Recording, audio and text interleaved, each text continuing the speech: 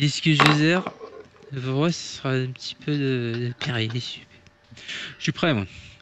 Procès 27. C'est un américain, il a dit hello. Mon Dieu. Hello. Alors, là pour le coup, il n'y a pas vraiment de trucs à planter comme décor, vu que les DLC et les machins, on n'a pas vraiment de date exacte depuis quand c'est sorti, et blabli et blabla, et qui sait qui a eu la bonne idée de créer ça. Du coup, on va juste planter le décor en disant que le débat de ce soir, c'est sur tout ce qui est DLC, Season Pass, et les pratiques à l'heure actuelle des éditeurs de sortir des jeux qu'on a l'impression qu'ils sont en kit, un peu en quelque sorte. Et donc du coup, on va parler un peu de tout ça avec mes trois invités de ce soir, donc Greg Cray, qui est présent. Bonsoir. Et il vient d'arriver en moto. Désolé. avec Bibi et Souris. Tu gardes ta bécane dans ton salon, toi, quand même. Bonsoir tout le monde. Bonsoir. Ça commence bien, ça commence sur les chapeaux de roue. Net.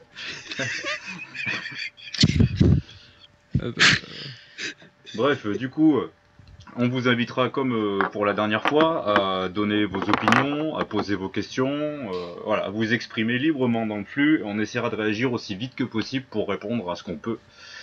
Donc moi pour ma part, tout ce qui est DLC, Season Pass, tous ces trucs-là, j'ai pas vu ça arriver d'un bon oeil au départ.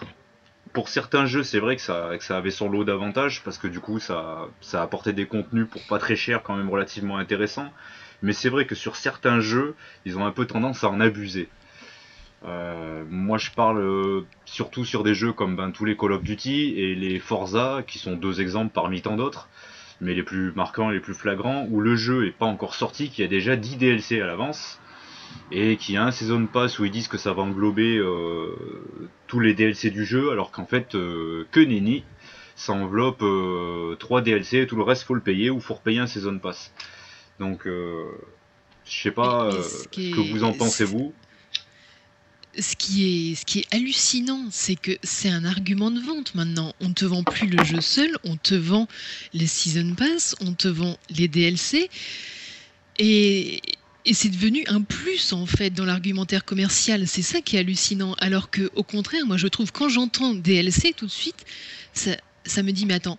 Ils auraient dû appeler ça DTC, dans ton cul. Mais Jeu en kit. mais attends, ça veut dire que là le jeu il est fini. Ils ont tout fait, y compris le Season Pass, y compris les DLC, y compris tout ce que tu veux. Alors pourquoi est-ce qu'ils font pas une seule sortie?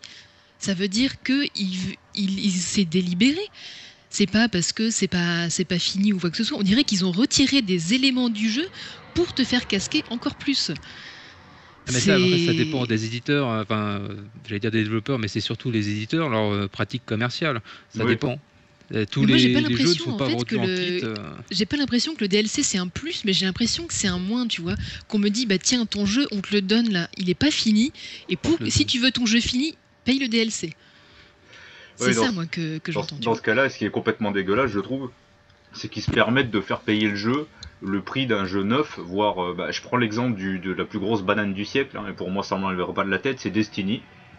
C'est un jeu qui est excellent, il n'y a rien à dire à ce niveau-là, le gameplay est jouissif, les graphiques sont juste hallucinants, c'est magnifique. Le gros problème de ce jeu-là, c'est qu'il était censé sortir un jeu complet, et qu'avant d'arriver dans nos salons, avant d'arriver même dans la boîte, ils ont décidé de le couper en plusieurs parties et d'en faire des DLC à tire-larigot. Donc résultat des courses, le jeu final qu'on devait payer à la base 70 €, on s'est retrouvé à le payer 100 € pour avoir même pas le jeu complet au final en plus, parce que derrière il y a encore un nouveau DLC à arriver apparemment, et apparemment c'est encore une belle banane leur histoire là. Donc au final on se retrouve avec un jeu à 140 € au lieu de 70 €. Voilà, pour exactement. avoir une fonctionnalité, mais... Bah oui, mais un jeu à 140 €, si tu passes 500 heures au final, ça va. Enfin, après, il faut rapporter au rapport qualité, enfin pas qualité-prix, mais le temps que tu passes dessus. C'est pareil pour un MMO, si tu t'abonnes à WoW par exemple, pour ne pas le citer, et que tu y casques 10 €, plus que ça, par mois pour y jouer pendant des années, c'est un peu ça. C'est pas du DLC, mais tu payes du temps de jeu, mais après il faut rapporter autant de jeux, c'est pas... La différence après, c'est sûr, quand tu achètes un jeu en kit, quand tu as cette impression-là qu'on te dit, bah regarde, cher ami joueur, achète le jeu 70 €, mais ne t'inquiète pas, regarde ce qui est prévu de sortir. Bon, on ne dit pas quand même ce qu'il y a, on dit juste le nom qui claque du DLC, mais ne t'inquiète pas, tu vas avoir des missions supplémentaires. Moi, ce qui m'inquiète pas, c'est quand j'ai un jeu et qu'on me dit, regarde, t'as une belle histoire, on te la fournit, t'inquiète pas, mais en DLC, on te promet des spin-offs, ce genre de trucs. Ça me plaît. Le premier exemple, c'était sur Oblivion. Oblivion, en 2006, quand il est sorti, tout allait bien. Par contre, là, je pense que c'est des premiers DLC qu'on fait par les deux. C'est des skins pour le cheval ou des conneries qui servaient à rien. Et c'était les premiers DLC payants qu'on vraiment fait par les deux, parce qu'il y a beaucoup de joueurs qui ont dit oh là là, c'est tout nouveau, mais c'est n'importe quoi. Mais c'est aussi les premiers DLC qui ont énormément été achetés et massivement qu'on fait massivement par les deux. Et Oblivion, donc, il rassemble des DLC cosmétiques comme ça, mais il rassemble aussi des DLC un peu pourris avec des missions complètement passables. La première extension s'appelait Les Chevaliers des Neufs. Moi, j'en garde pas un souvenir exaltant, hein, je l'ai fait, mais ça devait être des petites missions à la con. Mais par contre, le deuxième DLC, c'était une autre zone, c'était un autre univers, c'était des personnages inconnus, on découvrait un nouveau truc, ça s'appelait Shivering Isle, et on y passait une 50aine d'heures. Donc on voit que rien que sur Oblivion qui date d'il y a 10 ans, on rassemble toute l'étendue, non pas toute, une large étendue du DLC, c'est-à-dire du truc cosmétique qu'on te dit non, tiens, tu peux acheter des petites conneries, hein. Bon, c'est un peu pourri, mais fais-toi plaisir si tu veux. Et puis le DLC, le vrai DLC pour moi, qui te rajoute un pan supplémentaire si tu veux aller plus loin de l'univers du jeu. Si on parle de DLC, phrase. Tu prends Gears of War là, qui vient de sortir Ultimate Edition, t'as la version à 40 € du jeu normal, et pour 30 € de plus, t'as des skins d'armes et des skins de personnages. Je vois pas où est l'intérêt de payer 30 € de plus pour avoir, tu vois, comme tu dis, quelques trucs cosmétiques qui servent à pas grand chose au final, quoi. Pour mourir en te battant pour tes convictions, je suis mort avec un flingue rose. C'est ça. Tout à fait. Tout simplement. Mais en gros, faire le procès des DLC, c'est faire un peu le procès du capitalisme. Wow. Mais c'est vrai. Mais le capitalisme, en fait, c'est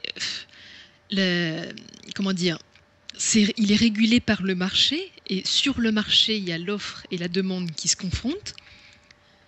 Là, si en théorie, si le prix est trop élevé ou si le produit ne plaît pas au public et pas conforme aux attentes du consommateur, normalement le consommateur n'achète pas. Donc le bon ricain qui fait des jeux, il part de cette logique-là, il se dit si ça plaisait pas aux consommateurs, ils n'achèteraient pas. Si tout le monde achète, ça veut dire que ça plaît, donc on continue. Tout simplement. C'est sûr que s'il n'y avait pas des consommateurs drogués, hein, un petit peu, parce que faut se l'avouer, hein, la console, le jeu vidéo, c'est une petite drogue douce. Du coup, on arrêterait d'acheter un peu et ils produiraient peut-être moins de merde. C'est ça le problème, c'est que de toute façon on consomme, donc ils continueront à nous la mettre. Passé un temps, ils étaient passés en jugement en rapport à ça, parce que justement, dans les lois de toute bonne fabrication, on se doit de fournir un produit fini à la vente, tu vois ce que je veux dire. Et donc du coup ils étaient passés sous le coup d'un jugement par rapport à ça, justement, du fait qu'ils avaient constaté qu'ils finissaient pas les jeux. Ils commençaient à déraper sur la fin de la 360, ils commençaient vraiment à faire ça, quoi, à sortir des jeux en kit. Et du coup ils se sont fait taper sur les doigts, donc maintenant ils sont tenus normalement de nous fournir un jeu fini, et les DLC sont censés être du plus uniquement, pas être nécessaires à l'avancement du jeu. Ça, c'est pas logique. Et malgré qu'ils sont normalement tenus à respecter cette loi, ça les empêche pas de le faire. La preuve ultime avec Destiny. Et bien d'autres d'ailleurs.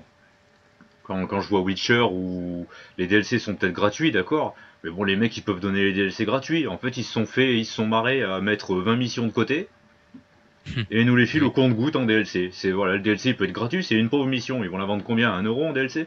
Ouais, mais ça c'est juste du marketing, c'est pour dire regardez, nous CD Projekt, on est investi, du côté du joueur.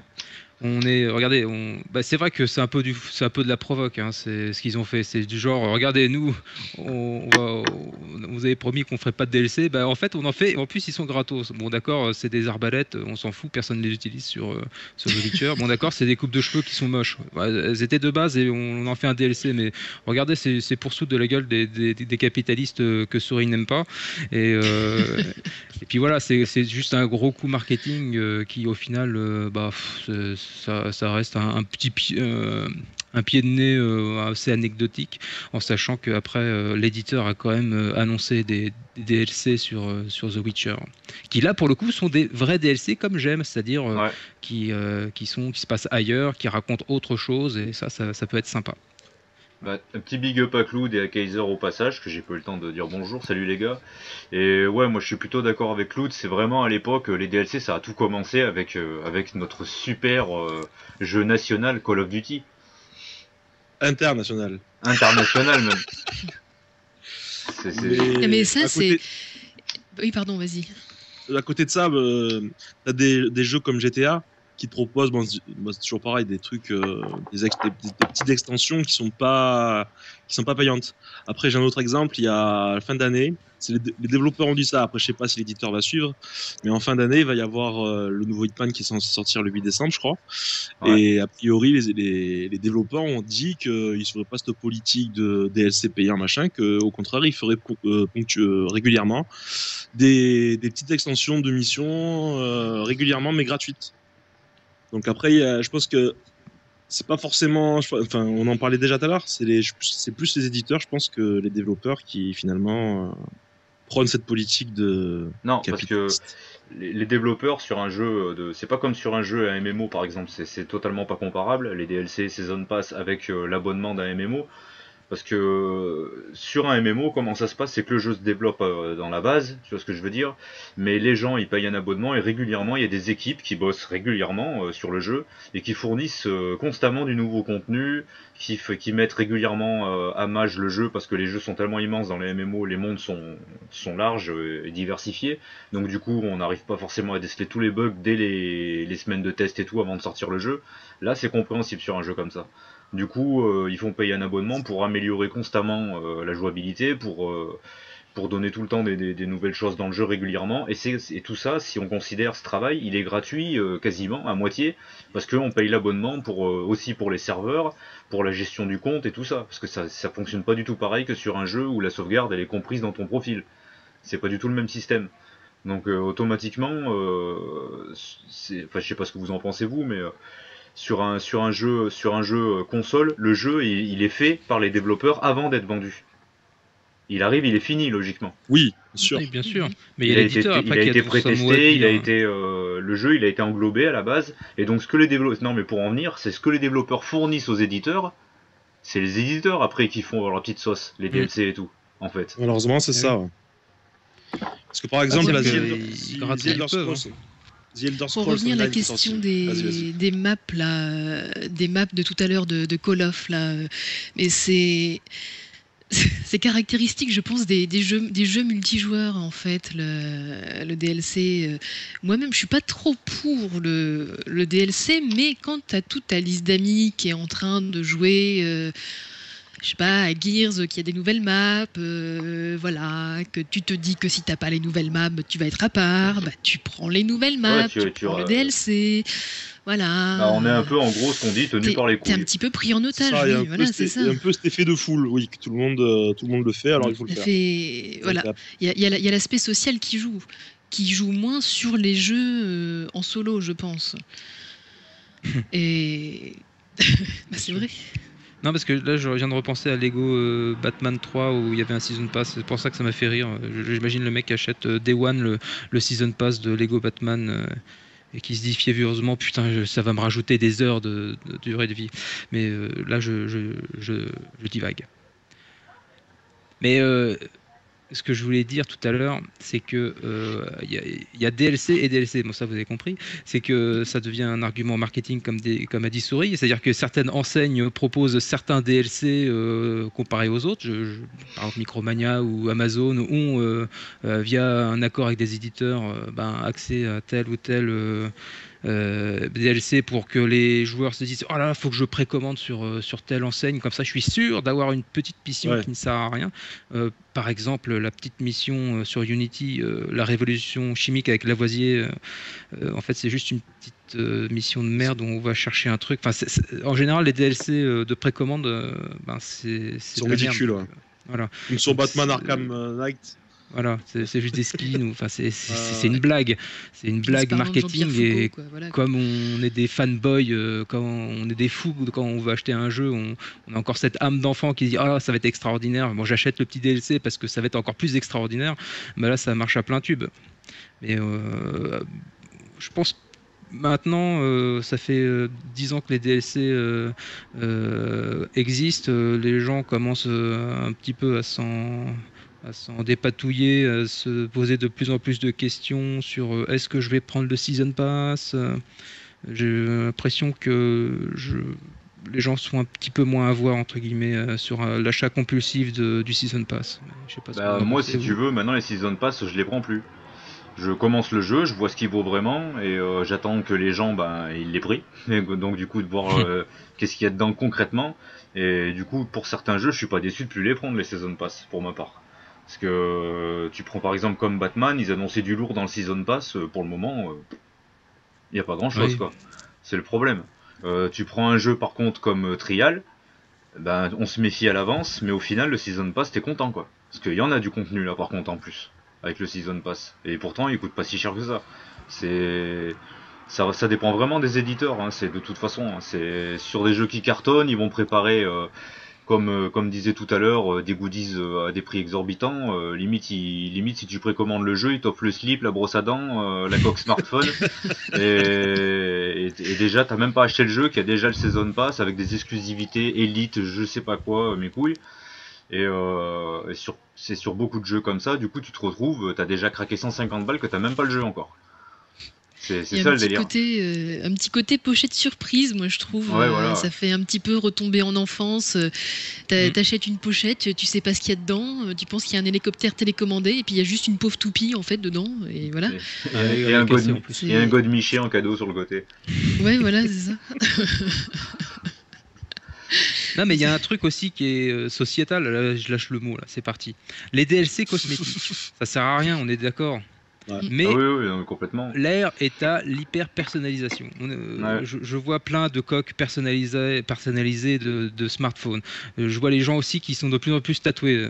Je pense à toi, Spawn, mais aussi plein de joueurs qui sont tatoués. On a envie de se démarquer sur plein d'aspects. Ça peut passer par le tatouage, hein, ça c'est chacun son délire. Moi, je sais pas le mien, mais je respecte et des fois c'est super bien fait. Et puis, mais moi, à mon époque, ça voulait pas dire la même chose. Oui, mais d'accord, mais c'est ultra banal maintenant les tatouages. Bon, tu vas me dire qu'il y a tatouage et tatouage, et là je suis d'accord avec toi. Maintenant, c'est comme acheter un beau t-shirt. Hein. Ouais. Et c'est pour je voudrais réagir aux commentaires de The Red Cloud. Les DLC sur les jeux qui sortent tous les ans, c'est abusé. Assassin, Call of, mais Assassin, par exemple, moi j'ai l'impression que les Assassins en eux-mêmes, c'est même plus une série. Tous les Assassins, c'est des DLC pareil, en fait. Ça m'a saoulé.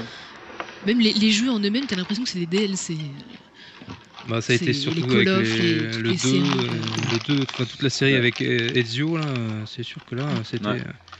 Et puis le dernier, là, Unity qui était sorti ultra buggé, quoi. Alors là, et après derrière on te rappelait des extensions alors que le jeu n'est même pas fini, enfin c'était... Ouais, c'est hallucinant. Un peu exagéré. Mais il y a un truc qui me frappe aussi, c'est que DLC... En français, en bon français, ça veut dire date limite de consommation. C'est ce qui a marqué sur les produits alimentaires. Mais c'est vrai. Oui. C'est exactement ça, en fait. T'as l'impression qu'il y a une date de péremption. Le jeu sort et le DLC t'annonce déjà la date de péremption du jeu. Ça te dit, voilà, à telle date, le jeu sera déjà périmé. Maintenant, il faudra passer au DLC. T'as l'impression que c'est ça, en fait. Qu'ils annoncent que c'est de l'obsolescence programmée. Dès la création du jeu, on prévoit sa fin. Évidemment. C'est pareil pour les films. C'est combien la durée d'exploitation d'un jeu? Ça va être 1 an à tout péter, sur lequel l'éditeur, enfin le développeur, tout ça, continue à travailler dessus et à proposer des mises à jour. Bah, c'est pareil pour le Cinoche, t'as une durée d'exploitation au cinéma, puis après en DVD, mais ça c'est pareil pour tous les produits culturels. Bon, le livre c'est plus simple. Le bouquin est diffusé, il n'y a pas de mise à jour évidemment, à part si tu l'achètes en démat. Mais c'est un peu le cycle de l'industrie du jeu vidéo. Alors c'est le DLC, c'est juste un moyen qu'ont trouvé les éditeurs pour se faire un peu plus d'argent. Alors on peut dire c'est pourri, ça l'est certainement. On peut le regretter, on peut dire aussi ah, tiens ça rajoute un petit peu de contenu de temps en temps sur un jeu qu'on adore. On peut le regretter, mais moi je trouve qu'on a l'industrie du jeu vidéo qu'on mérite en tant que consommateur. Je jette la pierre à personne puisque moi aussi je consomme du DLC. Alors, voilà, je le balance à la place publique. Voilà, j'ai acheté des DLC dans ma vie. Voilà, qu'on me jette la première pierre. Non mais après le DLC ça regroupe tellement de trucs différents que y a le DLC pourri que personne n'achète parce que c'est vraiment pourri, puis t'as le DLC que tout le monde s'arrache. Les extensions, par exemple sur The Witcher, les trucs ça va être de la folie. Bah, sur The Witcher, bah, c'est pareil, c'est juste. Moi, je fais pas de distinction entre les DLC, si ce n'est qu'un DLC de bonne qualité, en fait, c'est juste que, en gros, on te vend le jeu en kit pour pas te dire que ton jeu, il coûte un petit peu plus cher que le jeu moyen, donc on te le fait payer en 2 fois sans frais, ton jeu. Je suis pas d'accord sur Mais c'est tout. Je suis pas d'accord sur Ouais. c'est pas forcément un jeu en kit qu'on te vend. Hein. Regarde quand sur le jeu, enfin non, c'est que des fois les DLC sortent très longtemps après la sortie du jeu, genre quelques mois, genre 6 mois. Ça veut dire que là le travail sur le DLC a été fait en amont, a pas été fait super en amont par rapport à la sortie du jeu. C'est-à-dire qu'il a été préparé, peut-être le travail artistique a été préparé vers la fin du développement du jeu, puis ensuite le travail des façonniers a été fait juste après la sortie du jeu, pendant qu'une autre partie du personnel travaille à la maintenance. Voilà, ce que je pense, c'est que condamner brutalement les DLC, c'est pas cool. Et là, je vois DLC Quest, qui était vraiment un petit jeu rigolo sur chaque raciste. Donc non condamner le DLC en lui-même, je suis pas persuadé que ce soit raisonnable. Voilà, merci. Après, On va croire que je travaille pour Activision. Non, je ne travaille pas pour Actipognon. Actipognon. Mais là, il y a la grosse extension de Destiny qui va arriver. Ouais. Il annonce comme un gros truc. Après, à voir si c'est pétard mouillé ou si c'est. Bah, j'ai peur que ça fasse le même effet que le jeu en lui-même, quoi. Quand il est sorti, sur le coup, on était super content.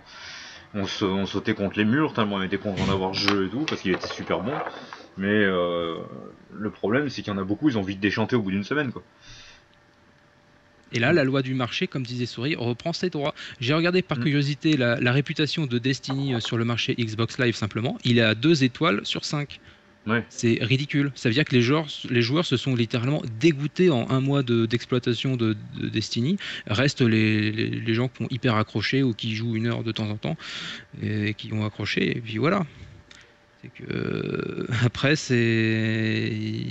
d'ailleurs ils s'en mordent les doigts un petit peu Bungie et Activision d'avoir mal géré ce coup-là, mais pour eux le mal est fait et ils vont beaucoup moins vendre de DLC que espéré. Donc là la loi du marché a repris ses droits. Et oui, l'ont mais dans le encore les DLC, ça permet quand même de, voilà, ils respectent quand même le fait que ça te permet quand même de finir ton jeu, même si tu prends pas les DLC déjà. Donc ça reste quand même un point vrai. encore pour le moment positif, c'est que le jour où les DLC seront graves, c'est le jour où tu seras obligé d'acheter les DLC pour finir le jeu. Là ça deviendra critique. Du coup, j'en viens là pour appuyer sur ce que dit Claude, qui est pas con aussi. C'est encore pire que les DLC, les Season Pass. Ce qui est en train d'arriver sur nos consoles, c'est les super free-to-pay. C'est free-to-play. Donc ça, moi, je trouve ça... c'est la pire des bananes, parce que là tu te retrouves même plus avec un jeu qui au final avec les DLC tu sais à peu près combien ça va te revenir, ça dépasse généralement très rarement les 200€. Donc sur un jeu comme si on prend un exemple, un jeu Forza c'est un jeu tu joues plus d'1 an dessus jusqu'à ce qu'il y ait le prochain numéro et tout, tu torches beaucoup de courses dessus, donc les DLC tu les amortis mine de rien, les 200 balles tu les amortis, enfin ça dépend des Forza, maintenant ils sortent plus vite aussi d'ailleurs, hein, c'est la grande mode de sortir des jeux en 1 an, mais les anciens Forza tu t'attendais quand même avant la suite. Et du coup, les Ouais, DLC mais là-dessus, ils s'amortissent. Mais le free-to-play, c'est une horreur. Parce que c'est le jeu, tu l'as gratos, ouais, mais si tu veux réellement finir le jeu, là, t'es obligé de mettre des grands coups de carte bleue. Mais est-ce qu'on peut encore parler de DLC, franchement? T'achètes pas Pay du to, contenu, pay t'achètes to de win. l'XP, t'achètes quoi, des meilleures armes. Alors, bah, d'accord, bah, c'est encore autre chose, c'est un autre type de DLC. Là, c'est un autre problème. Enfin, si c'est un problème, les free-to-play. Play. Non, mais Lapsus, on parle un peu de tout ça justement, des Hmm. season pass, des DLC, les free-to-play aussi, c'est ça, moi je peux pas, j'ai vraiment du mal avec ça, ça me Ouais, les dérange. season pass. Et Surtout, les season pass, c'est pareil, c'est de la connerie parce que à chaque fois ils te font un jeu avec season pass, ouais. donc t'as des exclus. Par exemple, j'ai une super armure, j'ai une super belle médaille et un beau flingue. T'as ça pendant quelques mois, tu sais, donc tu te démarques du lot, donc pour utiliser justement l'identité, voilà, les mecs qui veulent se démarquer dans un jeu et tout. Donc tu te fais chier à acheter un season pass, acheter un jeu à l'avance et tout le bordel, ils te filent des super atouts, genre t'es marqué VIP, tout le bazar. Sauf que même pas 3 mois après, tout le monde peut l'avoir, tout le monde l'a. Tu vois ce que je veux dire? Donc du Bah oui, coup, ça perd tout son charme. les season pass, ils sont à moitié prix au bout Oui, voilà. de 3 mois et c'est vrai, si c'est intéressant, les gens ont eu le temps de s'en rendre compte et ils l'achètent. Même les exclus de Voilà, précommande, si on va par là. Même c'est pour ça les que c'est exclus pas de la peine de se précommande. précipiter sur un season pass. En général, on le regrette. Ça, c'est le truc encore plus con. Ils font des exclusivités quand tu précommandes ton jeu. Par exemple, t'as un perso rare parce que t'as précommandé le jeu et tout. Mm. Donc toi, tu te dis, tiens, je le précommande à l'avance et tout, comme ça, bah, j'aurai une petite exclue en plus. Et en fait, au final, pareil, un jour, ils font un DLC, ils te le collent dedans. Donc du coup, tu te fais bananer. T'aurais pu attendre la date de la sortie pour le jeu et attendre que le truc sorte, tu l'aurais eu aussi. C'est clair. Mais là, je vois un message de Cloud, si je puis me permettre, qui dit qu'il a acheté la saison 2 de The Walking Dead sur 3.6 qui était en anglais. Il a dû attendre très longtemps que ça arrive en français. Bah, ça, c'est encore une autre chose, c'est que Telltales, ils sont un peu pingres, ils achètent, enfin, ils font externaliser la traduction une fois qu'ils ont tout fabriqué. C'est pour ça, hein, une fois que le jeu est fini en 5 épisodes, ils disent à un studio, bah, traduis-moi ça s'il te plaît en français. C'est pour ça que ça arrive un an après. C'est pour ça qu'il faut pas non plus l'acheter trop tôt. Et entre-temps, tu l'auras eu moitié prix d'ailleurs. Ouais. Je regardais un peu ce que disait sur le côté. Bah Elder Scroll, oui, ils sont en train de le casualiser là. Malheureusement, ils le rendent de plus en plus facile. Là-dessus, il a raison. Et c'est un problème, quoi. Il y a un DLC qui arrive en septembre qui va sûrement patcher pour que ça soit un peu plus cool le jeu. Et ça, c'est bien dommage. Parce que moi, pour moi, en termes de DLC, par contre, j'espère qu'ils vont pas déraper aussi. Bethesda, là-dessus, il n'y a rien à dire. Sur tous les jeux de Bethesda, à chaque fois, les DLC, là, oui, ça valait le coup. Il y a beaucoup de contenu. C'est que des nouvelles zones, des nouveaux ennemis, des nouveaux. Ça, c'est bien foutu chez Bethesda. On prend l'exemple de Fallout.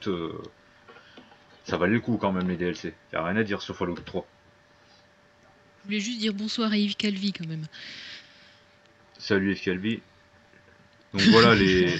Les DLC étaient pas terribles quand même comparé à la qualité du Fallout. Bah, Certains qui le étaient jeu bien, était long, d'autres mais les DLC bazardés. rallongeaient quand même bien le jeu, avec tous ceux qui sont sortis, genre les aliens, tout ça, là, le pays des champignons, c'était assez énorme. Mm. Et en plus, ils étaient complètement décalés et Ah original. non, c'est sur le New Vegas qu'ils étaient pourris. Effectivement, sur Ouais, le sur 3, New Vegas, ça ça partait partait en complètement en cacahuète. vrille, ouais, c'était excellent. Moi, je trouvais ça juste excellent. Ces Mm. DLC, ils ont été vraiment bons. Il n'y a rien à dire là-dessus. Après, tu prends, c'est pareil sur les jeux bah, comme Skyrim ou Oblivion ou quoi. Les DLC étaient excellents aussi, il n'y a rien à dire. Ça dépend vraiment des jeux en fait. Il y a des DLC qui sont vraiment juste dans le but de vraiment à fond commercial justement, et t'as d'autres DLC qui sont encore dans un souci de faire du bon jeu, malheureusement. Ah oui, après ça dépend du jeu. Et effectivement, si c'est pour juste acheter une nouvelle raquette sur Rockstar Table Tennis, ça a aucun intérêt. Si par contre tu achètes une nouvelle aventure sur un jeu que tu adores et que tu es sûr que tu vas y passer des heures, là c'est sûr tu réfléchis un petit peu moins et tu te dis je vais me lancer là-dedans. Après, ouais, ça dépend du jeu, de l'éditeur aussi. Quand tu te sens en confiance ou que tu sais que tu vas te faire bananer, je vais pas revenir sur Activision et Ubisoft, mais c'est un peu ça quand même. Au fur et à mesure, tu as dans le nez certains éditeurs, tu te dis oh cela, tu vas pas m'y reprendre une deuxième fois et t'achètes plus, à moins que ce soit à moitié prix. Et ouais, C'est tout. du coup, ouais, la conclusion de tout ça, c'est que les DLC, de toute façon, c'est suivant les jeux qu'on fait, c'est suivant nos goûts, mais il faut quand même se méfier, il faut faire très attention. Moi, pour ma part, maintenant, je conseille aux gens d'attendre vraiment qu'il y ait eu des gens qui aient sauté sur l'affaire et qui aient fait un peu les pigeons. Moi, ça m'arrive, hein, je le reconnais, sur certains jeux, je fais le pigeon. Mais du coup, il vaut mieux attendre de voir des résultats réels avant de s'investir dans des DLC, parce que maintenant, c'est la pochette surprise. Je conclurai par ça, quoi. C'est que les DLC, en fait, et les Season Pass, de toute façon, c'est des pochettes surprises maintenant. Tout simplement. Ben, Bibi, Souris et Greg, je vous remercie en tout cas d'avoir partagé votre avis et vos opinions là-dessus. Bah, c'est nous. Avec Merci. plaisir. C'était que du bonheur. Et je remercie tout le monde d'avoir suivi ce stream. Je vous dis à plus sur un prochain débat. Et je vous retrouve peut-être tout à l'heure sur un jeu. Si j'ai la motive, on sait pas. Et t'as le Season Pass là-dessus ou... Ouais, j'ai un Season Pass. Sinon, tu peux pas jouer en ligne. Hein. Ah, tiens, oui, et ça, c'est fini, ça. On en parlait tout à l'heure avec Story hors antenne. Vous vous rappelez les conneries de code pour jouer en multijoueur? Oui. Ça, heureusement que c'est plus d'actualité. Hein. Tu m'étonnes. Mais il y a plein de trucs, heureusement que c'est plus d'actualité, mais faut pas qu'on s'engouffre dans un mauvais délire non plus. Donc, je pense qu'en tant que gamer, il faut faire attention où on met les pieds, justement, maintenant de plus en plus. Et il vaut mieux prendre un pas de recul avant d'acheter. C'est clair. Ce sera le message du jour. Soyez des consommateurs avisés. Voilà. Réfléchissez à vos achats. Amis du soir, bonsoir. Bon allez, je vous remercie encore, hein, tous les trois, d'être passés. Je remercie tout le monde d'avoir suivi. Et je vous dis peut-être à plus tard. Tchuss. Allez, ciao ciao.